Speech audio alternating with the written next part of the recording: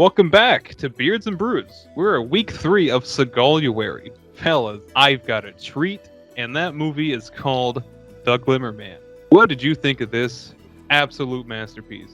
I love this movie. It has everything that I wanted in a Seagal film, and I've got to say, for the Seagal movie, this is my favorite I've seen so far. But for right now, this is my pick. Yeah, honestly, this is both the best and the worst of the Seagal films that we've done. Like, this is probably the worst movie, but it's the one that I've enjoyed the most, so I'll leave it at that for now. I gotta agree with both of you. This movie has the quality of like a good 90s action movie. Like, you know, some shots look pretty good, like everything's fine. But like in the core, there's just Steven Seagal. And fuck, man, in this movie, he is the Seagalist of Seagal. It's almost like this movie is the parody of this kinds of movies, but for some reason, it's played deadly serious. Yeah, for the most part, it is. Like, there are a few moments where I feel like they're trying to be Rush Hour a little bit, you know, little funny buddy cop stuff. Oh, but Steven Seagal's Jackie Chan. Yeah. If Jackie Chan was Lost John Travolta meme, like, it looks like that throughout the entire movie. They tried to put some levity in this movie, and they had like tried to have Seagal joke about stuff, but he just comes off as like a huge asshole. He comes off as a guy that doesn't know what jokes are. Yeah, he doesn't even know how casual conversation works too, because he tries to be buddies with Keenan Ivory Wayans, and he's just like, I guess, man. Cuts to them laughing for no reason. Yeah. Oh, the movie theater scene, like, number one, you find him on his day off, back before, you know, GPS tracking and whatnot. And number two, why are you going to go into the movie and fucking hound the man? I don't know. Look, you walk up on your guy watching Casablanca, obviously having an emotional time. Leave him alone. Just leave him alone. He's having a day. For some reason, okay, so they're cops, and Steven Seagal's partner, obviously Keenan Ivory Wayans, he just has like a shtick, and his thing is that his favorite movie is Casablanca. And okay, fine. It's a character thing, but it doesn't amount to anything ever. Nope. Well, let's go back to the beginning. These guys are new partners. This Steven Seagal guy has just sort of appeared working in this police precinct or something. I don't know. And okay, the first thing that I have written down is that this movie just straight up looks super 90s, like epitome of 90s action. Yeah, it's almost one shade difference from Predator 2. It just has like that same neighborhood. It is just knockoff Predator 2 police station over and over and over. You fucking nailed it. I have that written down. And dude, we are drawing so many like perfect parallels. This is in Los Angeles, right? They tell us about 6 times within the first 2 minutes that this is Los Angeles. It even shows Los Angeles Street, Los Angeles, California, then pops up Los Angeles, California, because we couldn't have read the words on the screen. They do like to throw the tropes around really hard, especially up front, because like the police headquarters is like headquarters, you know, like all the cops are running around the big room with like papers in their hands doing cop stuff, and everybody's, you know, copping around, and the camera just kind of like slides across the room. You just got Steven Seagal just sitting behind a desk with some macaroni around his neck. Yeah, what is he wearing through the entire movie? 2 things. He's either wearing his open vested kimono for side shots, or he is wearing just the regular plain black kimono for front shots. And also shots where it might be nighttime, but the movie has a hard time trying to communicate things like weather and time of day. Yeah, but he is a police detective. How does he get away with not wearing like a normal uniform or like anything close to a normal uniform? I don't know. His chief was just wearing pink pants in one scene, so fuck if I know.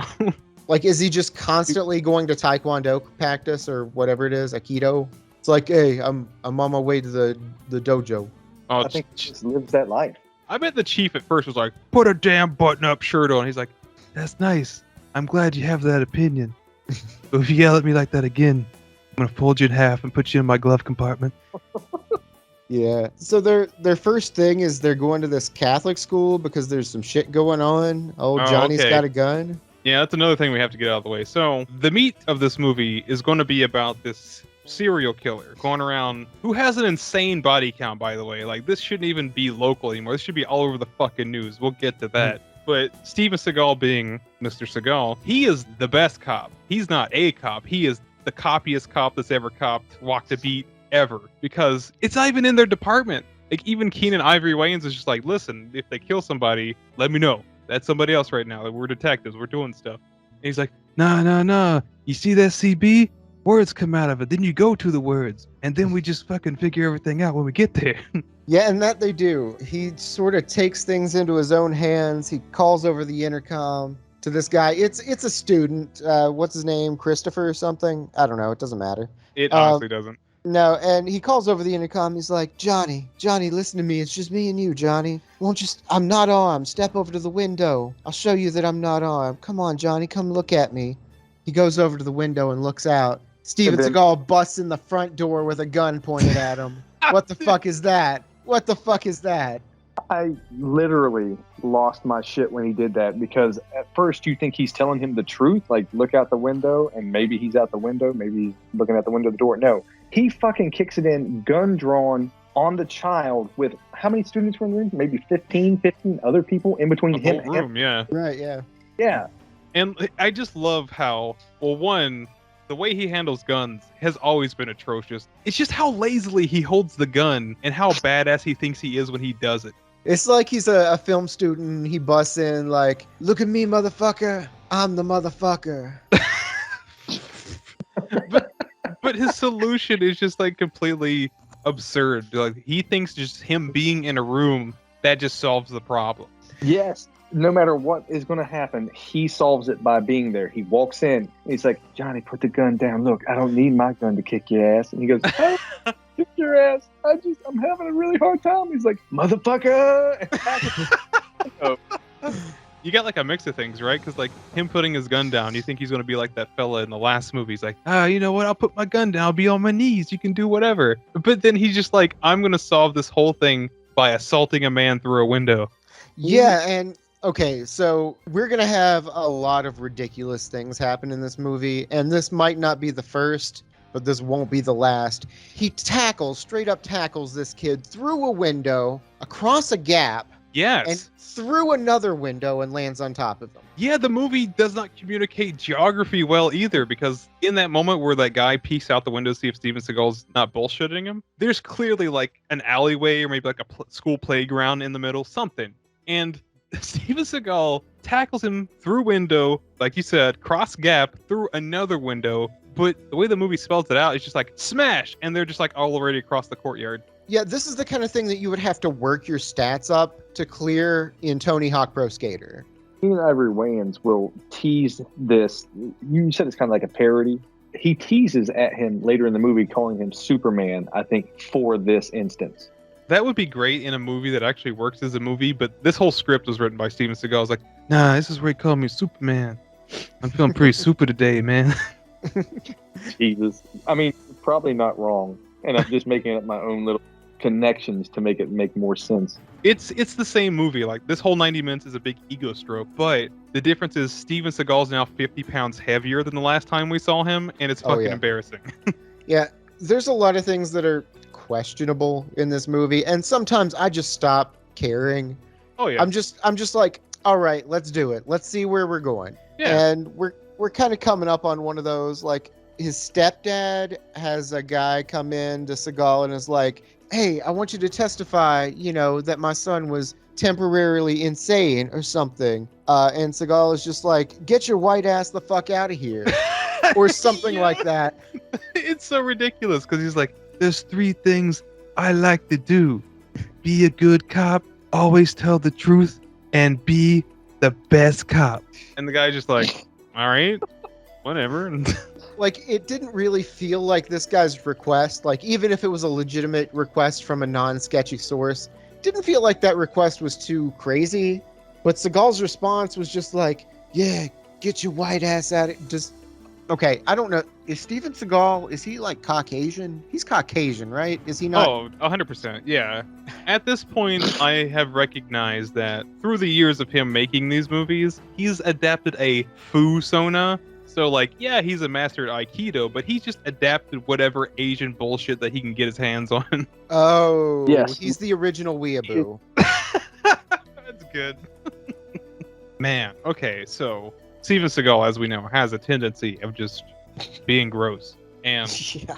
they walk into the coroner's office, and there's several naked women, whatever. And there's a woman they have to walk up to, and the whole time I was just physically upset. I was just like, please don't go near that woman. I'm sorry. I was like, oh no. And this whole scene takes place, they're talking over her, but Steven Seagal's not looking anybody in the eye.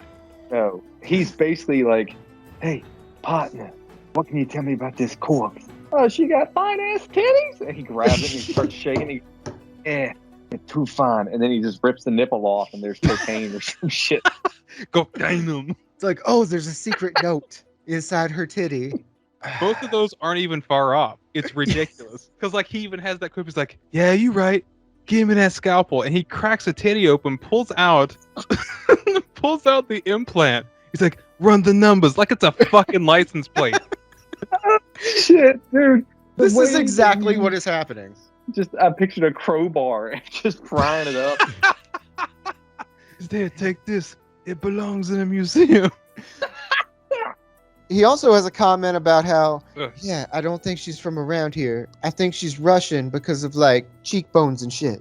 That whole bit is as nonsensical. It has this actual Russian accent later on, which we'll get to. Oh my god. The reason that this lady looks familiar, and the only reason he's like, oh yeah, she looks Russian, is because he goes down to the Russian whores and gets one every Thursday. She's a regular of his. Oh, for sure.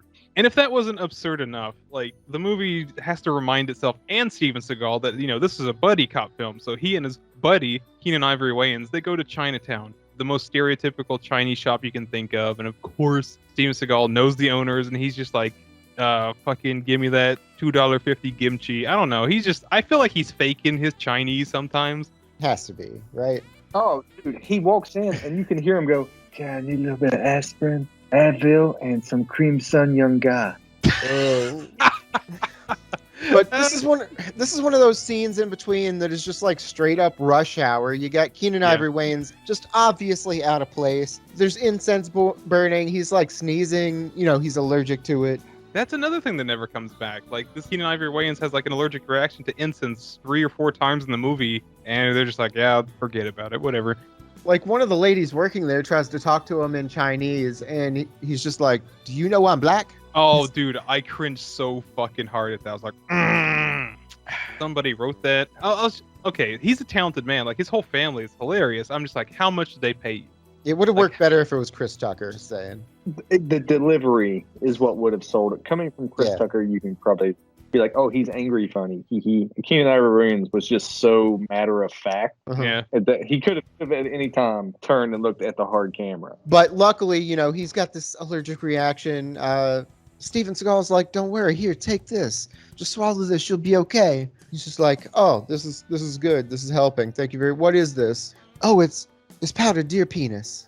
Dude, I never, ever in my life wanted to see Steven Seagal say the word penis. This becomes a running gag as well, having literal mason jars full of deer penis that he is, I guess, just hoarding or fetishistically using to make pastes for masturbation or some shit.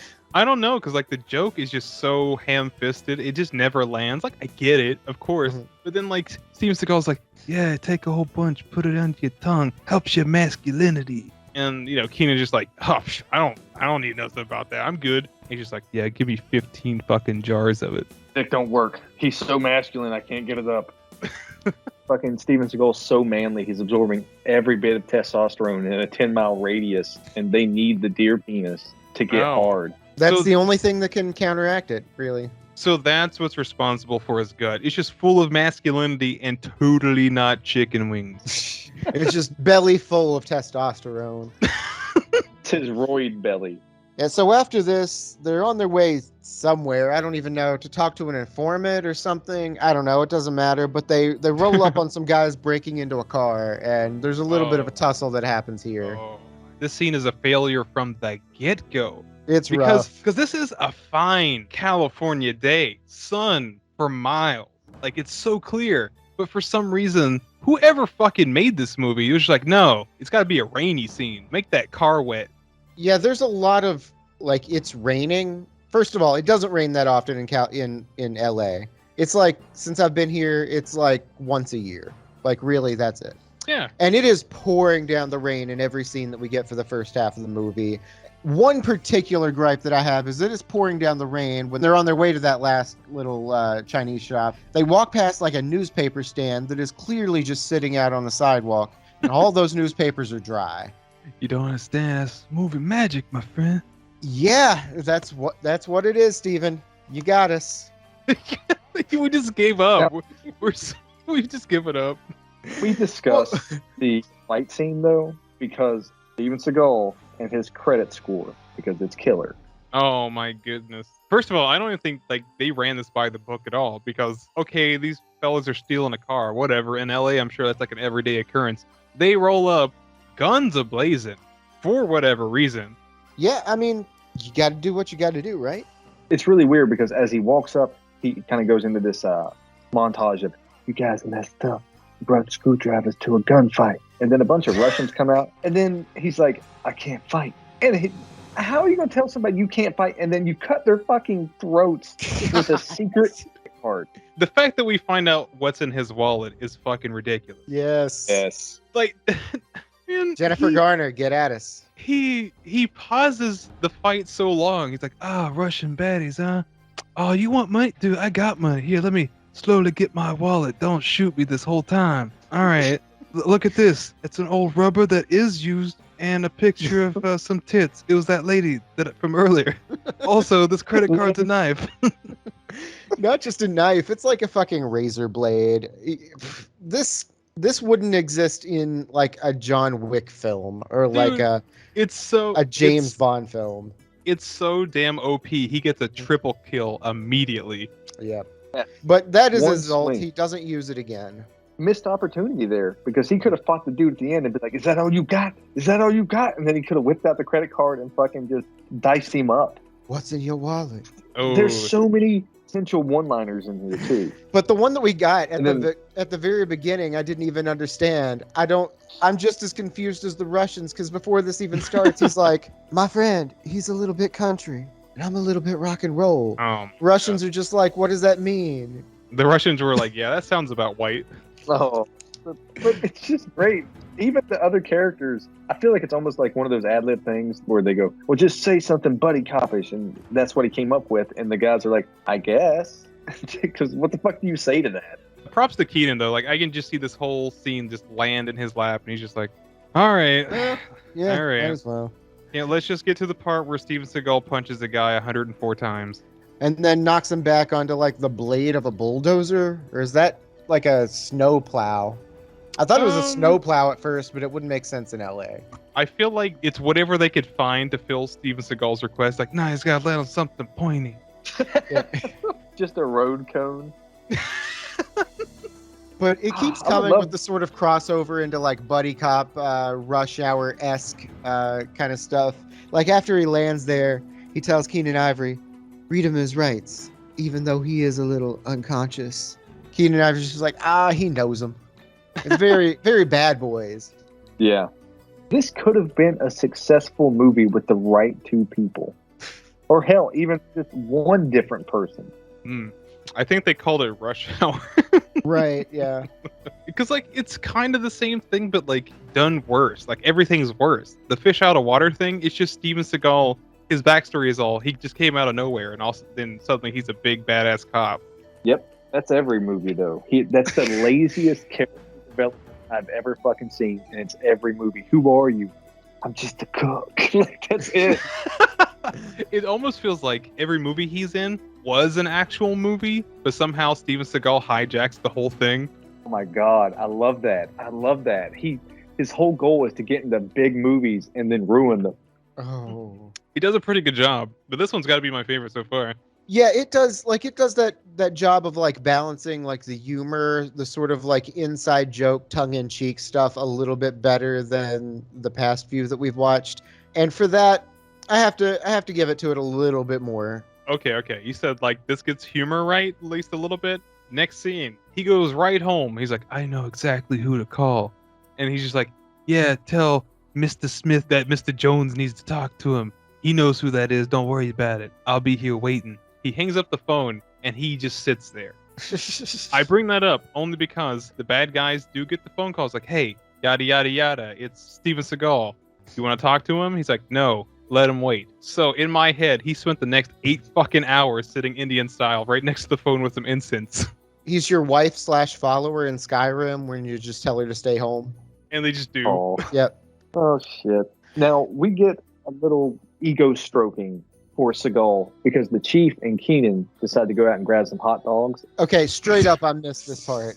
I don't know what was going on. I think I was going to get a bite to eat, but Just like they Yeah. just talk about he came out of nowhere and he's absolutely the most amazing person in the world and he's like Bruce Lee, but better. okay, Yeah. so I didn't miss anything. No, not really. It's such a slack off scene, but it does kind of start this thing where he calls Keenan Ivory Wayans grasshopper, like, you know, fucking Karate Kid. How's you know he's Asian ? Mm-hmm. He's trying to teach him criminal psychology like this is an episode of Kung Fu, but none of it, literally none of it makes any fucking sense. Keenan Ivory Wayans literally says brilliant things about criminal psychology, and Seagal just goes, yes. There's also scenes where he doesn't say yes. He's like, no, it's you gotta detect with your heart. Oh, like whenever they're with the dead person, he's talking about the body. He goes, that's not a body. A body has a spirit. The spirit is detached from this corpse. Yeah, and even the two fellas there are just like, Anyway, During all this, what we neglected to mention is that people are getting fucking killed. There was the one that we actually see here. It's just a couple, you know, in a nice mansion or whatever, and fucking Noob Sabot with a with a sniper scope comes in and just shoots them both right in the head and gets out of there. oh man, that's beautiful because that in my head as imagination was way better than what happened in the movie. Some dipshit in a ski mask just like slips in through the window, offs a couple people. I think this triggers kind of like the whole thing of like the plots intertwining. Yeah, because- this is when it really gets going. I guess, because like the woman that got killed turns out to be Steven Seagal's ex-wife. Correct. Convenient. Yeah, and then like that falters into that kid Johnny being the son of the person that knows who the serial killer is. So like this Correct. is one huge bit of happenstance. Well, not only that, but they're also running a side plot where the cops are being misfed information to make it look like Seagal is the killer, which is the actual interesting part of the movie.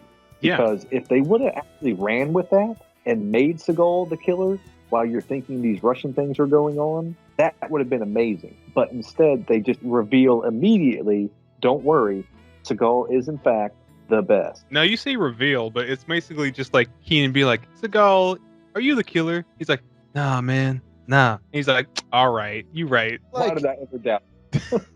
well, like they tell him that he's a suspect, and he's just like, "Oh, okay, but I didn't do it. All right, I'm gonna go like be a cop just without a badge." And they're like, "Turn over your badge and your gun and your beads." And he's just like, "Oh, Oh man, he Look, just tosses the way him in the he- pisser. Yes, the way he gives him the badge. This is a genuinely good bit. He's like, which one of those did you piss in? And then he throws the badge in, and the chief just like, Seagal! And he goes rolling down to visit Brian Cox at a local Asian restaurant / Italian joint, formerly Mhm. a Shoney's. Straight up, the first thing I thought when I saw him in this was, "Is that the My Pillow guy?" And I was like, "Oh shit, no, that's Brian Cox." Well, Steven Seagal just like walks in like he fucking owns the place, right? So Right. this poor guy behind the counter is stressing. Like if you've worked in anywhere in the public sector behind the desk, it gets rough. And he's got like 40 phone calls. He's just trying to get everything together. And Steven Seagal walks in, starts banging on the bell, and the guy's like, "Yo, asshole, this is a business. Knock it off." Now, Steven Seagal doesn't even get through his fucking line before he slaps the guy. Slaps him unconscious. Yes, he straight up says, "You talk too," and he gets that far. Guy's down. Yeah, so Brian Cox's character, he's what, a senator? Is that what they say? Always. He's done with the senator. senator. Yeah, take it to the Oh. bank. I thought that he was supposed to be a senator, somebody, really high importance. But when you listen to Brian Cox talk, okay, this is California. They're not going to elect anyone who sounds like a fucking Cajun Hannibal Lecter. They're never voting for this guy. No. But they needed somebody who's part Creole because Steven Seagal's busy with his Ebonics. Yeah, he was fresh off of his Louisiana accent, but Brian Cox wasn't informed. But back to the restaurant. I know in like the other movies we've done, like he walks in and basically just like whips ass. But in this one, he walks in and whips ass.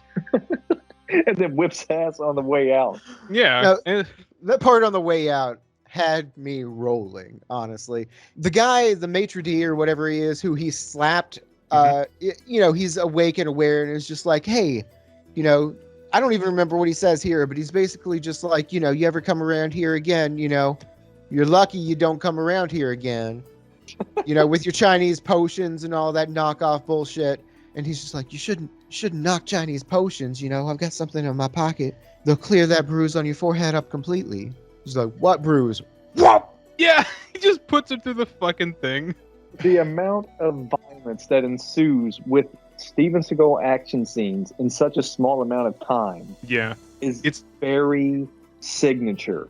It has to be. It has to be because like otherwise it seems very sociopathic because he walks in. Yeah, like he walks in, wrecks the place. He gets to the back room where the main guy is. He sits down with him and just starts pounding food, by the way. He starts going through egg rolls like crazy. This isn't working. Like, you can't tell me what to do. You just can't. Hey, you gonna eat them crab rangoons? Yeah, it's still just asking if they got seconds while he's whooping their asses. Like, puts one guy through a table, eats a wonton, smashes another dude through the wall, grabs some noodles. Hey, let me get a pint of this to go. Yes. The phone is ringing, which is also why he beat up the maitre d'. And he answered and he's like, Fazoli's, how can I help you?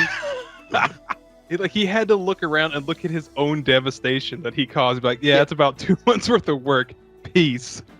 Yeah, so I think the next thing that we have is when Keenan Ivory Wayans gets a call from that lady who's like, hey, cops, I know who you're looking for. And they go to see her and is like, I'm this crazy lady who's got all this money. You want to sit and talk and have a conversation? No, thank you. I just want to know the information that's pertinent to this movie. And she's like, the name's Christopher Maynard or whatever. It comes off super rude. Like, even coming from, like, Keenan's character, because, like, it's so out of left field. It's almost like something Seagal would say. No, just let me press the button and get some information, please. Yeah, he's just spamming A to skip dialogue. Right. Yeah. But this is another one of those times that she's just burning incense in her office or whatever. And she's like, oh, I'm sorry. Would you like an antihistamine or whatever she says? And he's like, no, I'm just going to go suck on some deer penis. And in scene. Right. Fuck. I just was thinking, like, why are they trying so hard this deer penis joke? Like, it's not going anywhere. Stop trying to make deer penis happen. Yeah, hashtag deer penis. So with this magical information of just the name, Steven Seagal knows exactly where this fella is at the exact time he's going to be there. Yeah, he's like, give me a Catholic church within a 9-block radius of there, and he just pulls up just at the right time. What do you know? This dude, multiple times in this movie, Steven Seagal basically just looks like your creative character got caught in a cutscene. I don't know. Fuck, it looks like he just shops around New Mexico or some shit, looking hard on with his, like, fucking chief peak on his forehead. Speaking of Chief Peaks, what I've got here today is this is Topa Brewing Company out of Ventura, California. This is their Chief Peak India Pale Ale. I've never actually had anything from them. Real bright, hoppy aromas, citrusy, a little bit dank. Not super tropical, but like you got a little bit of that grapefruit and lemon on the nose. Really like classic West Coast style. Forward on the hops, a little bit of spiciness, herbal notes, those dank notes, a little citrus. This isn't hazy. This isn't fruity. Really, you don't have like the mango and the pineapple or anything. This is straightforward, classic West Coast style IPA. 7% alcohol by volume. That's a pretty solid IPA. Nothing more, nothing less. So you're going to run out and grab another one like Steven Seagal? I got 5 more in the fridge. Drink enough of those, you'll earn your spaghetti necklace. Ooh, I need that spaghetti necklace. I prefer rigatoni though.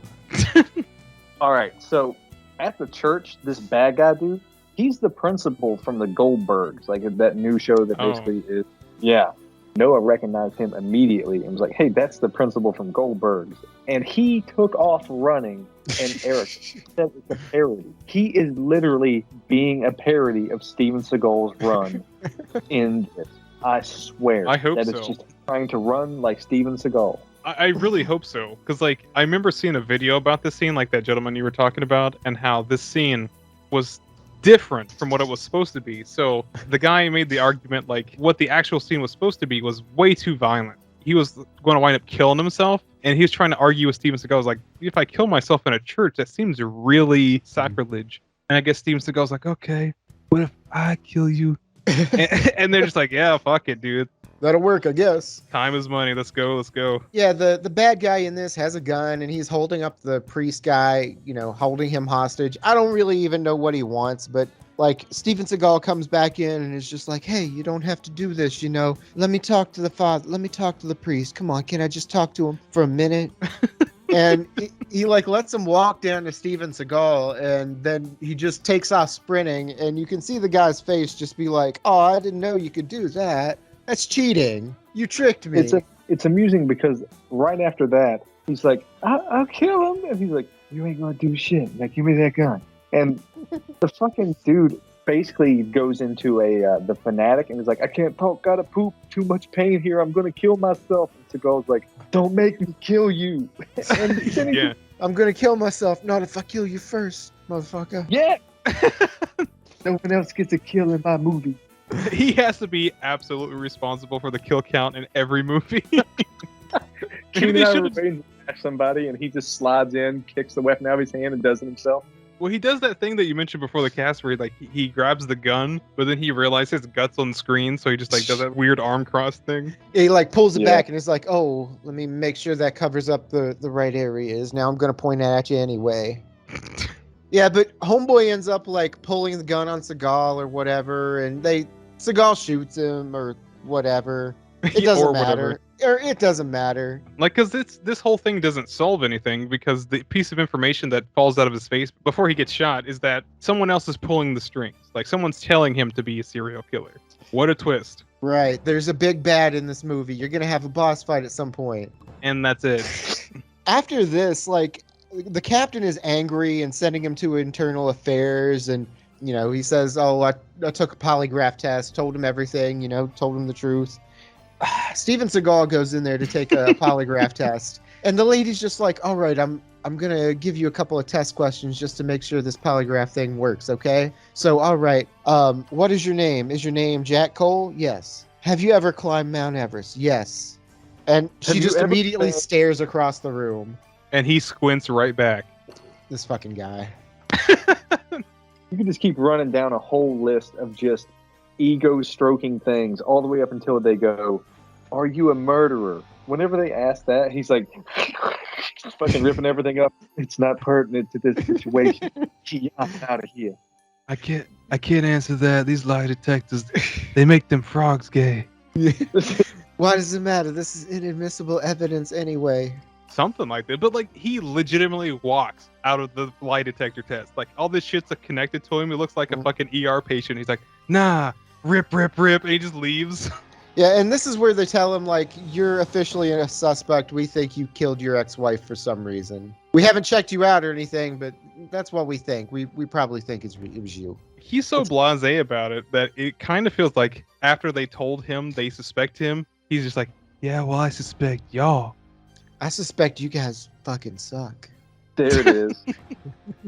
Now, where does he go to get answers, gentlemen? He goes to Mike Tyson's house, into his chicken coop, and starts digging around, looking for evidence, and he finds an envelope that points to the Russians, and he has a kung fu battle with generic Noob Saibot Part 2.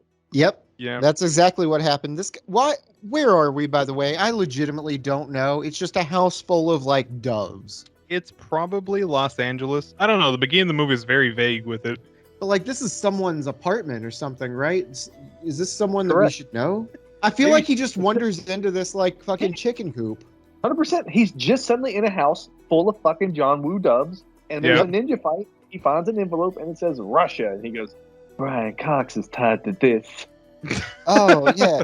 Devereaux Industries. That's totally got to be the bad guy. It can't just be like a normal billing thing. He's like, yeah, make my movie like that John Woo fella. And they're like, oh, you want some amazingly shot action and some really sharp dialogue? Nah, give me them white ass birds. Some of that. Give me some of that. Not all of that. I can't afford all of that. He's like, give me some of them pigeons. And they're like, you mean doves? They taste the same, don't they? And then Keenan Ivory Wayans has to be in a movie theater for whatever reason. So they're like, hey, let's have him watch a really, good movie. And it's like, Jurassic Park? No. What about Indiana Jones? No. We got to have something in the public domain. How about Casablanca? Yeah, make him cry like a little bitch, too.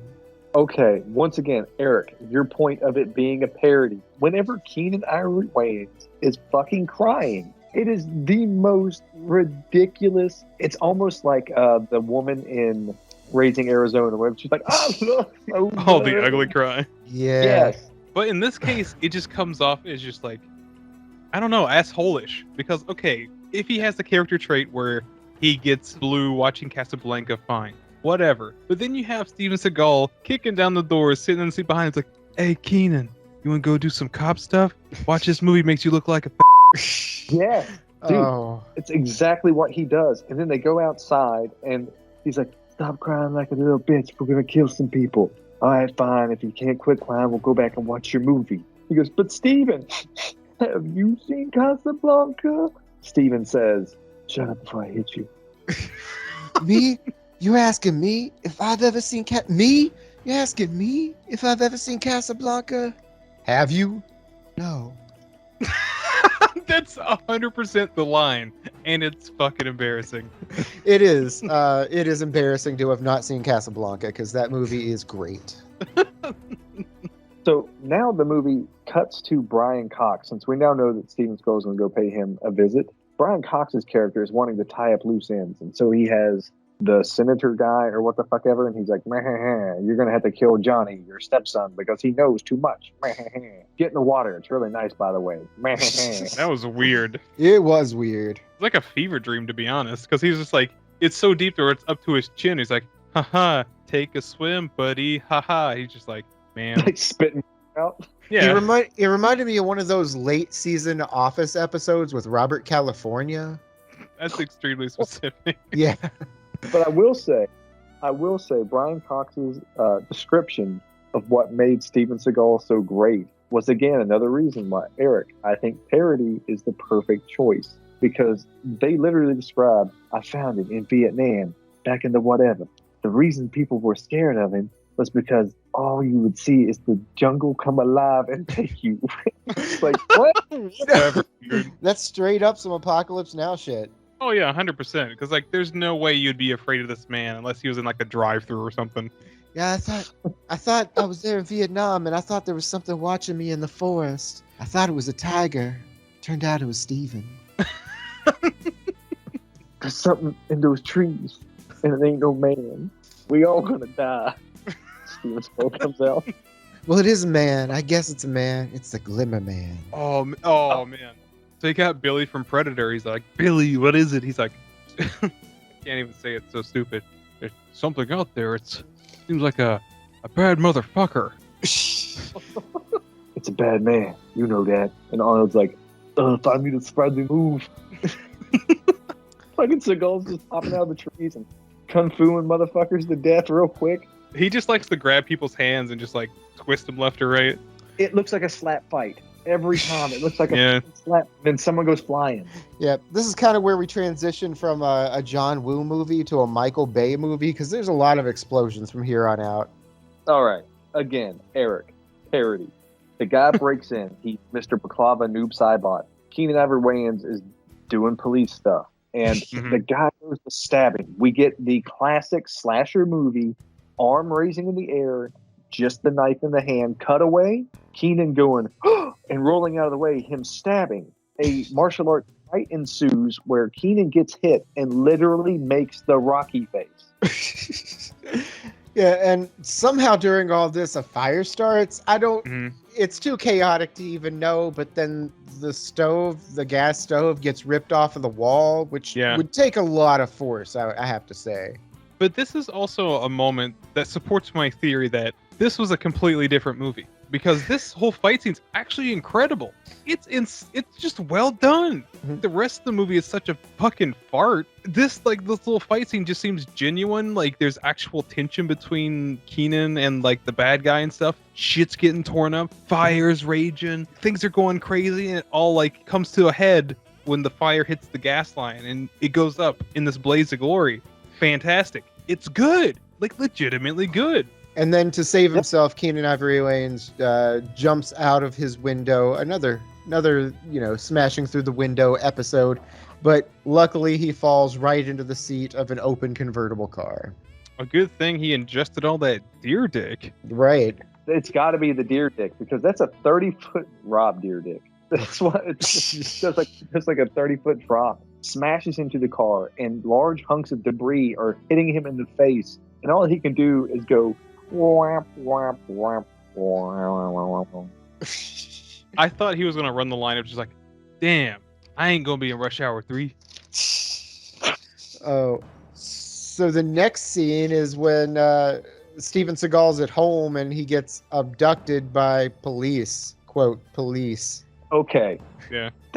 This scene is fucking weird. Number one, they escort him via umbrella to his car, but he immediately realizes, hey, these are Russians. They could have shot him as soon as he got in the car. They could have shot him at the fucking door. They waited until they're having. Anyway, he grabs the gun and viciously, for probably 10 seconds in the movie, mashes him in the face with the butt of the gun.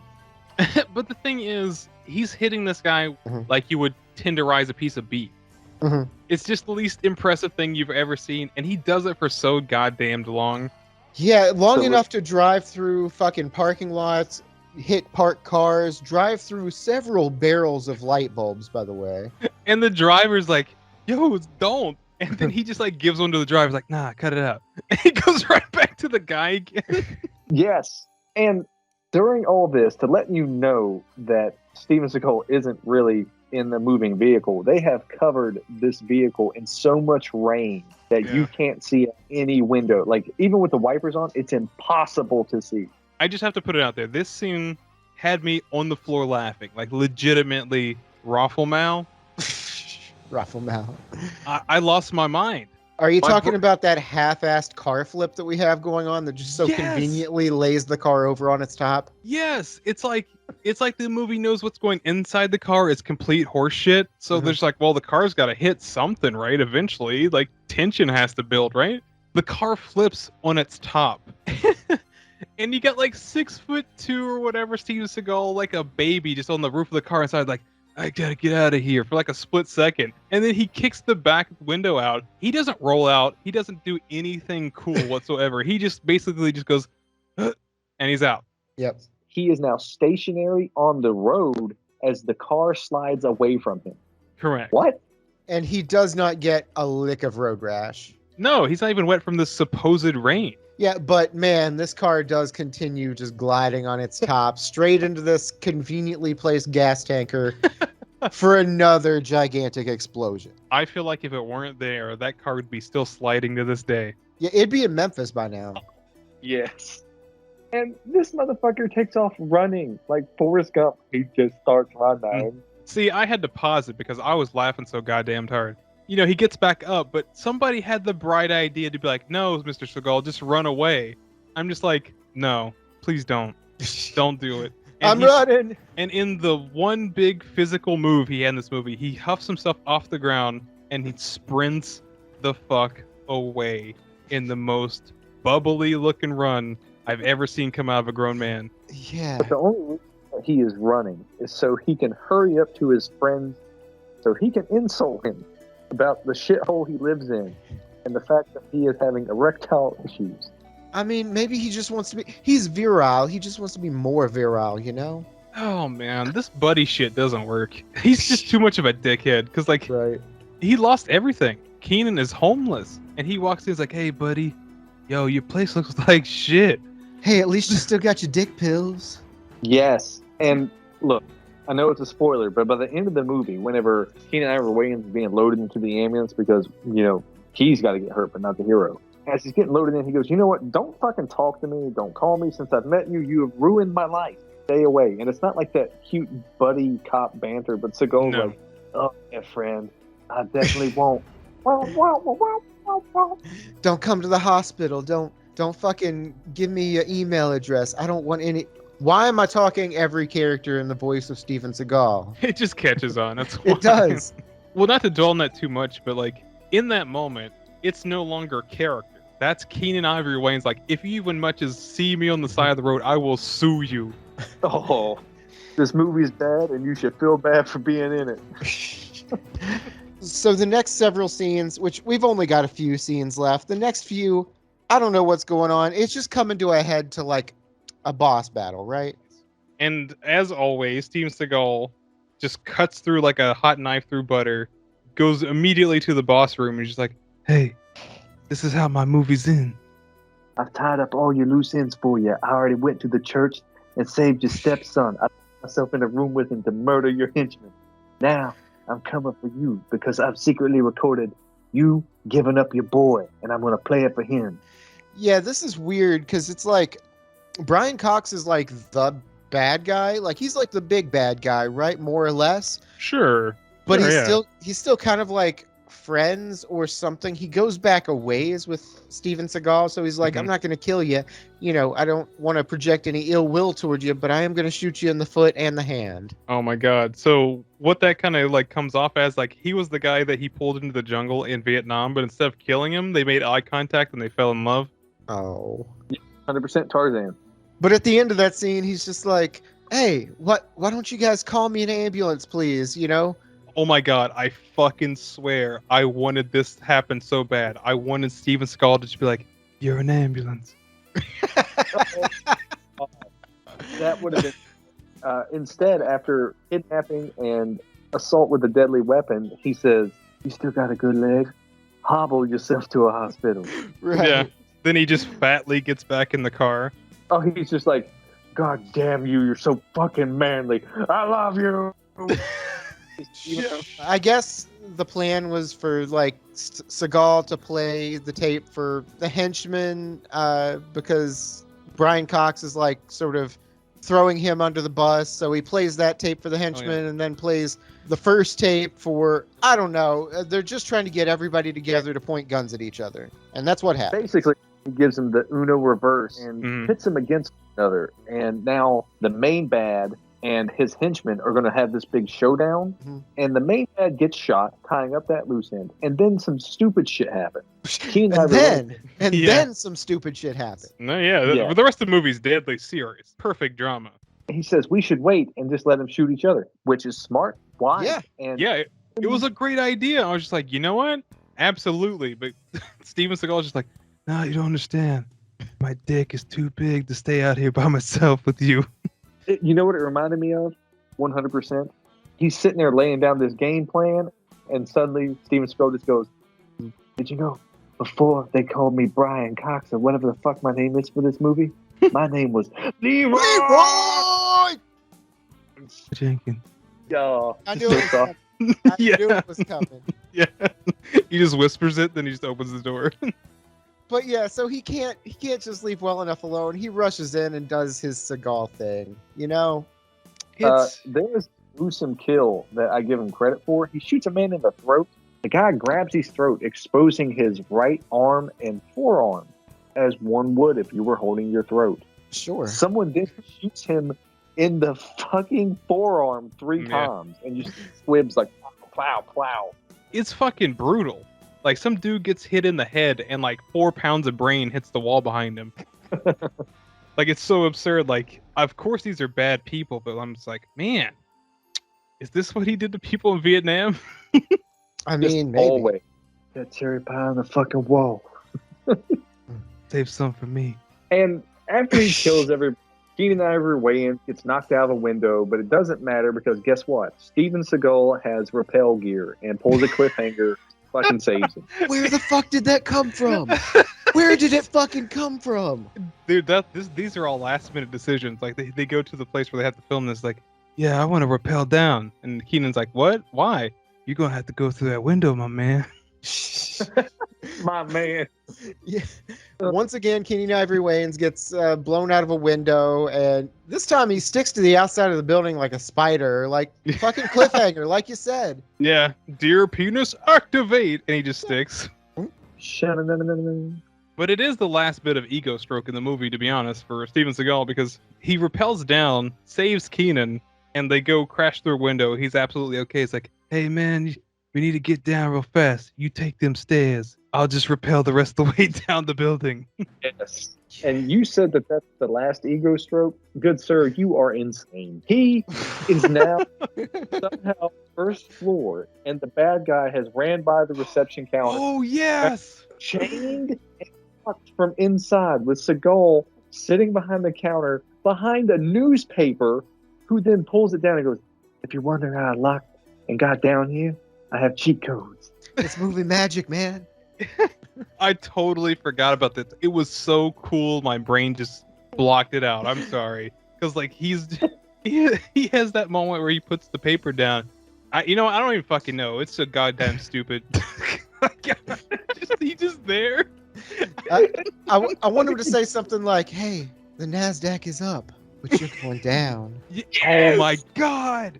That's gorgeous. Dude, Chandler, I love you. That's amazing. Well, like, there's a fight scene going on here, but it doesn't take too long. This is the last bad guy, right? The guy that's been sneaking in, like, looking like Noob Saibot. Mm-hmm. Yes. And he ends up one last time going straight through the window. Oh, yeah, why yeah. not? The fight scene is literally 3 moves looped 5 times. I hope you guys caught that. No. Every fight scene that's, like, close quarters, they used all the footage. Well, he only knows one combo, so Spam. yeah. If it gets the job done, why do anything else, right? That's literally his career. Just gonna put that out there. That's bingo. Chandler has nailed it. But we end. If we haven't really given a description about how this serial killer's been doing his thing, his MO, it's very spiritual. It's very Seven. You know, there's a lot of stigmata and shit, but the movie's too goddamn dumb to handle any of it in a cool way. This last one, he kicks the guy out of the window or whatever he does, and he just so happens to conveniently land on the pikes of a gate. Yep. In a crucifixion. And Steven Seagal looks down at him, squints real hard. He's like, he is also not going to be in Rush Hour 3. Just gotta come up with, like, the worst puns. Yeah. Just they're almost like non sequiturs, have nothing to do with it. The guy's now crucified on 3 spikes, and he's like, you should always rule. Dude, I love the non sequitur thing, because he'll just walk up and just be like, I hate Mondays. Drop kicks a dude off a building, and the guy's like, ah! And you're just waiting for him to say something about the fall, but it's like, did you know strawberries are only red because of whatever? And then explains the process of the strawberry so long that the movie trails away from it. It's either that or he has a history lesson. Did you know this building was constructed in 1906? Whatever intention to be a newspaper factory. It's actually really interesting. We're making fun of this, but in a movie called On Deadly Ground, it's about carbon emissions and shit like that.